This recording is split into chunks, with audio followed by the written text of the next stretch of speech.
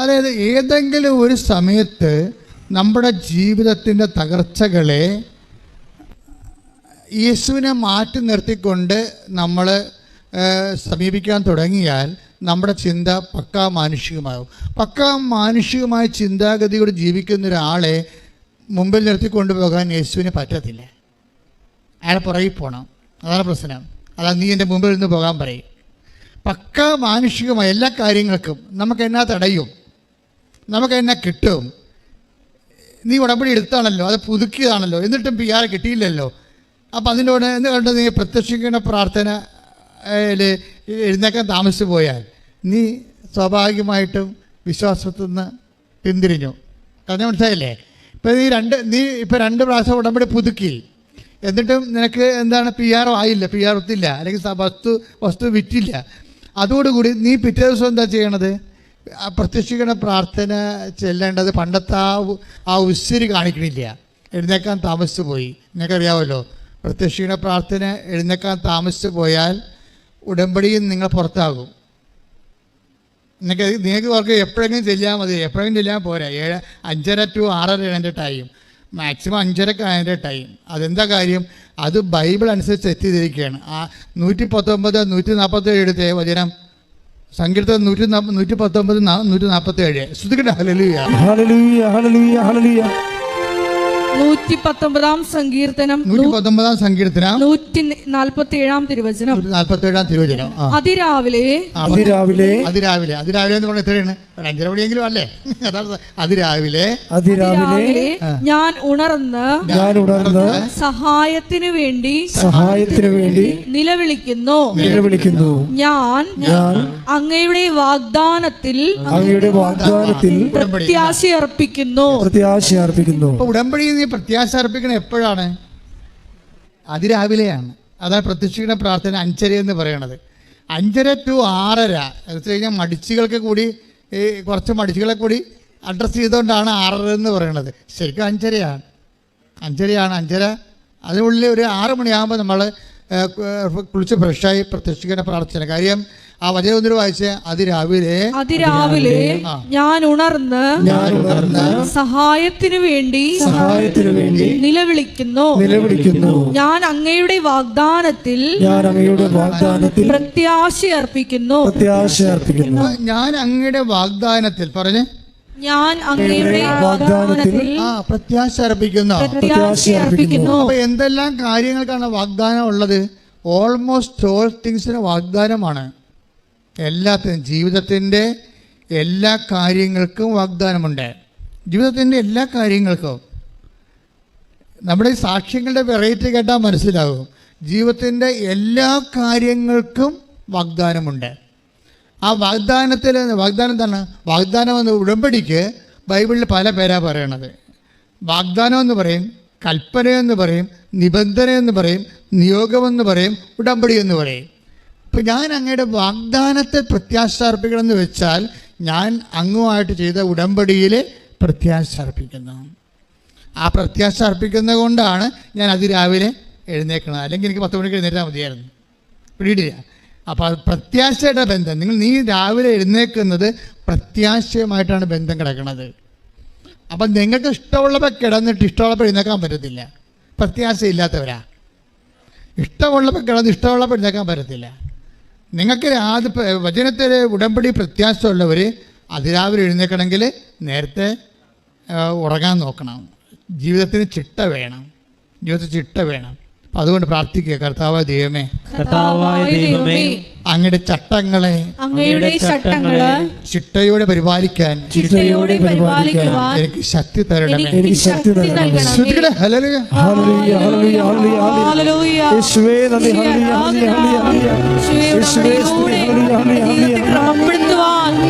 അഭിഷേകം ചെയ്യണമേ.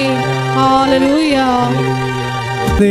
ആരാധനയും സ്തുതിയും പുകഴ്ചയും എൻ്റെ മക്കളെ കൈ നെഞ്ചത്ത് വെച്ചുകൊണ്ട് സ്തുതിച്ച്, നിങ്ങൾക്ക് വചനം കിട്ടാൻ വേണ്ടി, അച്ഛന് വചനം കിട്ടാൻ വേണ്ടി, നിങ്ങൾക്ക് വചനം മനസ്സിലാക്കാൻ വേണ്ടി, കർത്താവ് നമ്മോട് സംസാരിക്കാൻ വേണ്ടി അതിശക്തമായി സ്തുതിക്കട്ടെ. ഹല്ലേലൂയ, ഹല്ലേലൂയ, ഹല്ലേലൂയ, ഹല്ലേലൂയ.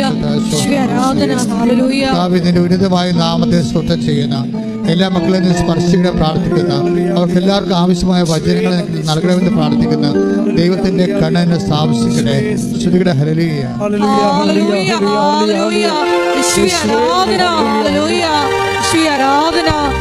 സ്വർഗ്ഗകവാടം തുറന്ന് ഞങ്ങൾക്ക് വചനം നൽകണമേ. ഞങ്ങളെ ശക്തിപ്പെടുത്തണമേ.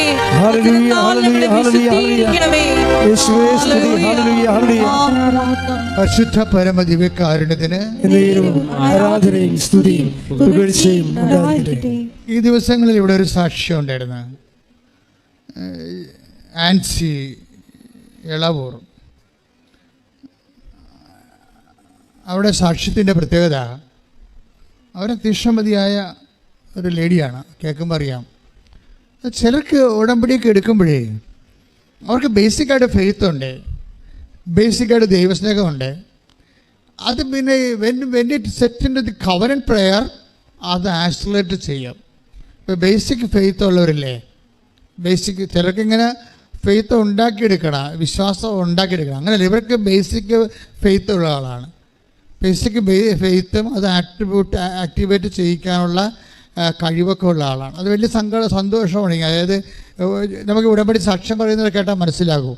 അതായത് അവർക്കുള്ള സ്വതസിദ്ധമായ വിശ്വാസമില്ലേ, അവർക്കുള്ള സ്വതസിദ്ധമായ ദൈവസ്നേഹം, അവർ ഉടമ്പടിയിലേക്ക് വരുന്നു കഴിഞ്ഞാൽ അത് മുഴുവനായിട്ട് അതിൻ്റെ അകത്ത് പ്രയോഗിക്കും.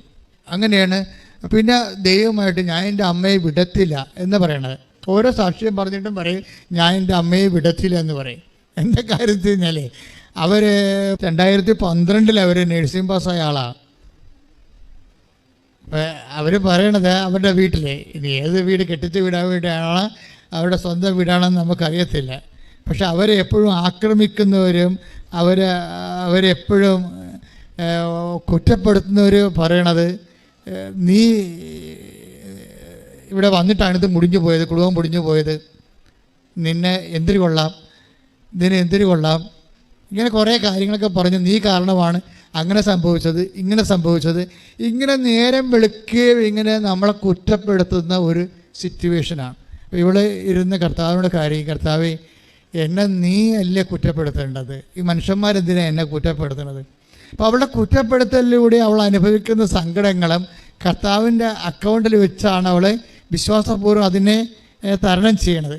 അങ്ങനെ ഇരിക്കുമ്പോഴാണ് അമ്മ പറഞ്ഞത് അവൾ നീ ഉടമ്പെടുക്കാൻ പറഞ്ഞത്. അതായത് കുറേ ആൾക്കാരൊക്കെ ഇങ്ങനെ വഴിമുട്ടി പോകുമ്പോൾ ദൈവം തന്നെ അവരോട് പറയവേ ഉടമ്പെടുക്കാൻ പറയും. എത്ര പേരാണെന്ന് ഇവിടെ സാക്ഷ്യം പറയണത്. അവരുടെ ജീവിതത്തിൽ ഒരു ഇങ്ങനെ വളരെ വല്ലാത്ത മോശം കണ്ടീഷൻസ് വരുമ്പോൾ പരിശുദ്ധ അമ്മ തന്നെ അവർക്കൊരു നോട്ട് കൊടുക്കും ഉടമ്പടി എടുക്കാൻ. അതറിയണമെങ്കിൽ ഈ ദിവസം ഷീജ എന്നും പറഞ്ഞ് സെൻദേവ്, ഷീജ സെൻദേവ് അമ്മയും മകനുമാണ്. അപ്പം അവർ ശ്രീ ചിത്രയിൽ ഒരു ഓപ്പറേഷന് വേണ്ടി ചെന്നിരിക്കുന്നതാണ് ഷീജ. അവരുടെ സാക്ഷ്യം നല്ല രസമാണ് കേൾക്കാൻ. എന്നുവെച്ചാൽ അവരുടെ മകന് ഹൃദയത്തിൻ്റെ അരികിൽ അകത്ത് നെഞ്ചിൻ്റെ ഉള്ളിൽ ഒരു സിസ്റ്റ് വളർന്നു വരുന്നു. അപ്പോൾ അതിൻ്റെ ഫ്ലൂയിഡൊക്കെ ഉണ്ട്, അത് കാരണം ശ്വാസം മുട്ടലുണ്ട്, അത് കാരണം അവൻ മരിച്ചു പോകും. അപ്പോൾ അതുകൊണ്ട് അവന് മേജർ സർജറിക്ക് ഇവിടെ ശ്രീജിത്തിലേക്ക് കൊണ്ടുപോയിരിക്കുക.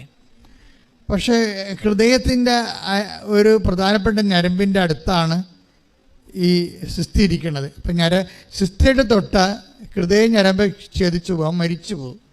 അപ്പോൾ അത് കാരണം ഡോക്ടർമാരെ തൊടുന്നില്ല. അതുകൊണ്ട് അവർ പറയണത് ജീവിച്ചിരിക്കണം അത്രയും ജീവിച്ചിരിക്കട്ടെ, ജീവിച്ചിരിക്കണം അത്രയും ജീവിച്ചിരിക്കട്ടെ, അത്രയും നമുക്ക് അവനെ കാണാമല്ല. അവർ അമ്മയോട് ഇപ്പോൾ ഡോക്ടർമാരൊക്കെ ഇപ്പോഴത്തെ രീതി എന്ന് വെച്ച് കഴിഞ്ഞാൽ നേരെ അവർ പറയും. അതിനകത്ത് എന്ത് ഭവിഷ്യത്ത് വന്നതല്ല, അതിന് വലിയ ഭവിഷ്യത്ത് ഉണ്ടാകാതിരിക്കാൻ വേണ്ടി ഉള്ള കാര്യം ഉള്ള പോലെ പറയാം. അവനെ നിങ്ങൾക്ക് കാണാൻ പറ്റുമല്ലോ. ഇപ്പോൾ ഈ രോഗത്തിൻ്റെ അവസ്ഥ അതാണ്, ഹൃദയഞരം മുറിഞ്ഞാൽ മരിച്ചു പോകും. അതുകൊണ്ട് കാണാൻ പറ്റാത്തതിൻ്റെയും കാലം കാണ് അമ്മ എന്ന് പറയും. അതുകൊണ്ട് ശ്രീചിത്ര ഇവനെ കൊണ്ടുപോയിരിക്കുകയാണ്. അപ്പോൾ ഇവരിങ്ങനെ സങ്കടപ്പെട്ട് ശ്രീചിത്രയിൽ ഒരു സ്കാൻ ചെയ്യാൻ പറഞ്ഞിട്ട് സ്കാനിങ് റൂമിൻ്റെ പുറത്ത് ഷീജ ഇരിക്കുകയാണ്. മകനകത്ത് സ്കാനിങ്ങിന് വിട്ടിരിക്കുകയാണ്, ഇവർ പുറത്തിരിക്കുകയാണ്. അപ്പോൾ ഒരു ഭാര്യയും ഭർത്താവും വേറെ അവിടെ ഇരിപ്പുണ്ട്, ബ്ലഡ് ക്യാൻസറായിട്ട് മകന്.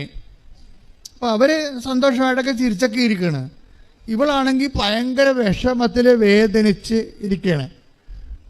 അപ്പോൾ അവർക്ക് ബ്ലഡ് ക്യാൻസർ ആണെന്ന് ആ സംസാരത്തിൽ നിന്ന് ഇവർക്ക് മനസ്സിലാകും. അപ്പോൾ ഈ ഷീജ ഉടനെ അവരോട് ചോദിക്കും, നിങ്ങളെന്താ ഇത്രയും വലിയ കടുത്ത രോഗം വന്നിട്ട് എന്താ നിങ്ങൾക്കൊരു സന്തോഷത്തായിട്ടിരിക്കണം എന്താ? അപ്പോൾ അവർ ചോദിക്കും, ഞങ്ങളെന്തിനാണ് പേടിക്കണത്, ഞങ്ങളുടെ കാര്യം കൃപാസന അമ്മയിലേ ചെയ്യണമെന്ന്. അയ്യോ, ഈ മനുഷ്യന്മാരുടെ ഇപ്പോഴത്തെ അവസ്ഥ ഭയങ്കരമാണ് സാർ. അപ്പോഴേ ഇവളോട് ഷീജ ചോദിച്ച ആരാണ് കൃപാസന അമ്മയെന്ന്. പിന്നെ ഇവർ കൃപാസന അമ്മയെക്കുറിച്ച് അവർ പറയും. അവർ ഈ ബ്ലഡ് ക്യാൻസറുള്ള അമ്മ മാതാപിതാക്കൾ ഷീജയോട് പറയും. അങ്ങനെ ഒരു പത്രം കൊടുക്കും ഉടനെ. പിന്നെ അവർ ഇവിടെ വരും. ഇവിടെ വരുന്ന അവർ ഉടമ്പടിയൊക്കെ എടുത്ത് പോകുമ്പോൾ അപ്പോൾ ഡോക്ടറിൻ്റെ മൈൻഡ് ചേഞ്ച് ആവും. ഡോക്ടർ പറയും, നിങ്ങൾ വേറെ ഒരു സ്പെഷ്യാലിറ്റി ഹോസ്പിറ്റലിലേക്ക് ഞാൻ നിങ്ങളെ അയക്കാം. അപ്പോൾ അവിടെ ചെല്ലുമ്പോൾ ഡോക്ടർ പറയും, ഓപ്പറേഷൻ ചെയ്ത ഹൃദയ ഞരമ്പ് മുറിയും എന്ന് പറയുന്നുണ്ടെങ്കിലും ഈ ഉടമ്പടി തൈലം എപ്പോഴും ഒരു നെഞ്ചത്ത് പുരട്ടി പ്രാർത്ഥിച്ചുകൊണ്ടിരിക്കും. അവരതിന് ഉടമ്പടി തൈലമെന്നല്ല ഷീജ വിളിക്കേണ്ടത്, വിശ്വാസ തൈലം എന്നാണ് വിളിക്കണത്. ഓരോ മനുഷ്യന്മാരെ വിളിക്കണ വിളിയേ അനുഭവത്തിൽ നിന്നല്ല അവർ വിളിക്കണത്. നമ്മൾ ഉടമ്പടി തൈലം എന്ന് പറയും. അവർ പറയും, ഞാൻ വിശ്വാസ തൈലം. അപ്പോൾ വിശ്വാസമാണ് തൈലമായിട്ട് പെട്ടെന്നാണ് അവൾ പറയണത്. ഞാൻ വിശ്വാസ തൈലം എൻ്റെ മകൻ്റെ നെഞ്ചത്ത് പുരട്ടി, എന്നിട്ട് ഞാൻ മാതാവിനെ ഏൽപ്പിച്ചു. അപ്പോൾ ഡോക്ടർ എന്നോട് പറഞ്ഞു, നിങ്ങൾ എന്നെ വിശ്വസിക്കുക, എനിക്കൊരവസരം തരിക, ഞാനിത് നോക്കാം, പിന്നെ സങ്കടം വന്നാൽ നമുക്ക് 50-50. അപ്പോൾ പക്ഷേ മനസ്സായി ഡോക്ടറിന് മനസ്സായി ഓപ്പറേഷൻ ചെയ്യാൻ. അത്രയും അമ്മ പ്രവർത്തിച്ച് കഴിയുമ്പോൾ ഉടനെ ഓപ്പറേഷൻ്റെ ഡേറ്റ് ഫിക്സ് ചെയ്ത്. അപ്പോൾ മകനെയും ഉറക്കറെ ഇനി ദൈവ നിശ്ചയം അതാണെങ്കിൽ സ്വീകരിക്കാൻ അവനും തയ്യാറായി. പക്ഷെ അവൻ ഓപ്പറേഷന് കയറാൻ നേരത്ത് അവൻ അമ്മയോട് പറഞ്ഞു, അമ്മേ എന്നെ നെഞ്ച് ഓപ്പറേഷൻ ചെയ്യുമ്പോൾ അമ്മ വന്ന് എൻ്റെ കൂടെ നിൽക്കുക എന്ന് ഷീജയോട് ചോദിക്കും. അപ്പോൾ ഷീജ പറയും, തീർച്ചയായിട്ടും വന്ന് നിൽക്കും, ഞാനല്ല നിൻ്റെ അമ്മ, പരിശുദ്ധ അമ്മ, കൃപാസനം മാതാവെന്ന്. ശ്രുതിക്കട്ടെ. ഹല്ലേലൂയ. വിശ്വാസം ഞങ്ങൾക്ക് നൽകണമേ.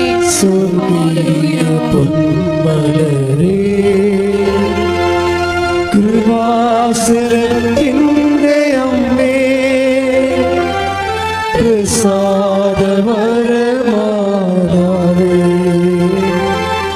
വാഗ്ദാനം പേടകമേ, സ്വർഗീയ പൊന്മലരേ, കൃപാസനത്തിൻ്റെ അമ്മേ, പ്രസാദവരമാതാവേ, പരിശുദ്ധ പരമ ദിവ്യകാരുണ്യത്തിന് ആരാധനയും സ്തുതിയും പുകഴ്ചയും ഉണ്ടായിരിക്കട്ടെ. അപ്പോൾ ഇപ്പോഴും ആൾക്കാരുടെ ഒരു അനുഭവം എന്ന് പറയണത് ദൈവത്തിൻ്റെ പ്രതിനിധിയായിട്ട് നമ്മുടെ ജീവിതത്തിൻ്റെ സിറ്റുവേഷനിൽ അമ്മ നേരിട്ട് ഹാജരാകുന്ന ഒരു അവസ്ഥയാണ് കാണുന്നത്. എന്നിട്ട് അവരൊക്കെ സാക്ഷ്യം പറയുന്നവർ പറയും, ഞാനെന്തിനാ ഇങ്ങനെയൊക്കെ പറയണമെന്നറിയാമോ, എൻ്റെ ഈ സാക്ഷ്യം എടുത്തിട്ട് വേണം സഭ അമ്മയുടെ പ്രത്യക്ഷീകരണം പഠിക്കാൻ. അങ്ങനെ ഒരു സ്ത്രീ എന്ന് പറഞ്ഞു. ഇന്നലെ ആൾക്കാരിപ്പോൾ ഇതിന് മുമ്പത്തേക്കാളും വളരെ സീരിയസ് ആണ്, മുമ്പത്തേക്കാൾ വളരെ എഡ്യൂക്കേറ്റഡ് ആയിട്ടുള്ള ആൾക്കാരാണ് ഉടമ്പടി എടുക്കുന്നത്. അവർക്ക് ഈ വിഷയത്തെക്കുറിച്ചൊക്കെ ഏത്യസ്റ്റുടെ കാര്യങ്ങളെക്കുറിച്ച് അറിയാം അവർ. കാര്യം കൃപാസന അമ്മ എന്ന് പറയുന്നത് ഫാത്തിമ മാതാവില്ലല്ലോ, അത് വേളാങ്കണ്ണി അമ്മയല്ല, അത് ലൂർദ് മാതാവുമല്ല. പിന്നെ ആരാണ്? കൃപാസന ആൾക്കാർ 2004 ഡിസംബർ 7 2:30 മണിക്ക് ഇവിടെ സമയഘടികാരം നെഞ്ചി ചാർത്തി ദുരന്തമുണ്ടാകാൻ പോകുന്നത് പ്രാർത്ഥിക്കണമെന്ന് പറഞ്ഞുകൊണ്ട് സിൽവർ ഗ്രേയിൽ പ്രത്യക്ഷപ്പെട്ട അമ്മയാണ് കൃപാസന മാതാവ് എന്ന് പറയുന്നത്.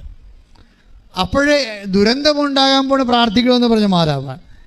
മനുഷ്യൻ്റെ വ്യക്തിപരമായ ദുരന്തമായാലും ശരി, രാജ്യത്തിൻ്റെ ദുരന്തമായാലും ശരി, ലോകത്തിൻ്റെ ദുരന്തമായാലും ശരി, എല്ലാ ട്രാജഡിയും കലാമിറ്റിയും അമ്മ കൈകാര്യം ചെയ്യാൻ വേണ്ടി ദൈവം പ്രത്യേകം അഭിഷേകം ചെയ്ത് നിയോഗിക്കപ്പെട്ടയാളാണ്. അതുകൊണ്ടാണ് ആൾക്കാരുടെ ഓരോ ലൈഫ് സിറ്റുവേഷനിലേക്കും അമ്മ ആളാം പ്രതി കടന്നു വരണത്. പ്രാർത്ഥിക്കുക. അമ്മേ, പരിശുദ്ധ അമ്മേ, അമ്മേ പരിശുദ്ധ അമ്മേ, ദൈവമാതാവേ, ദൈവമാതാവേ, എന്റെ ദുരന്തപൂർണമായ എന്റെ ദുരന്തപൂർണമായ ശാരീരിക ദുരന്തം, സാമ്പത്തിക ദുരന്തം, വിദ്യാഭ്യാസ ദുരന്തം, ജീവിത പങ്കാളിയെ കിട്ടാത്ത ദുരന്തം, വരുമാനമില്ലാത്ത ദുരന്തം, ശാരീരിക രോഗത്തിന്റെ ദുരന്തം, ജീവിതത്തിന്റെ എല്ലാ ഘട്ടങ്ങളിലുമുള്ള വ്യത്യസ്തങ്ങളായ ദുരന്തങ്ങള്, വീടില്ലാത്ത ദുരന്തം, ജീവിത പങ്കാളി നഷ്ടപ്പെട്ട ദുരന്തം, എന്റെ മനസ്സിന് വേദന ഉണ്ടാക്കുന്ന എല്ലാ ദുരന്തങ്ങളിലേക്കും ആശ്വാസം പകരാൻ ദൈവത്താൽ നിയോഗിക്കപ്പെട്ട ദൈവമാതാവേ, മാതാവേ, പ്രത്യക്ഷീകരണത്തിന്റെ വലിയ സാക്ഷിയായി എന്നെ ഉയർത്തണമേ. ഹല്ലേലൂയ, ഹല്ലേലൂയ, ഹല്ലേലൂയ. വാഗ്ദാനം പേടകമേ, സ്വർഗീയ പൊന്മലരേ, കൃപാസനത്തിൻ്റെ അമ്മേ,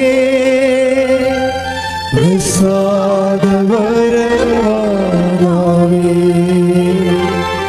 വാഗ്ദാനം പേടകമേ, സ്വർഗീയ പൊന്മലരേ, കൃപാസനത്തിൻ്റെ അമ്മേ,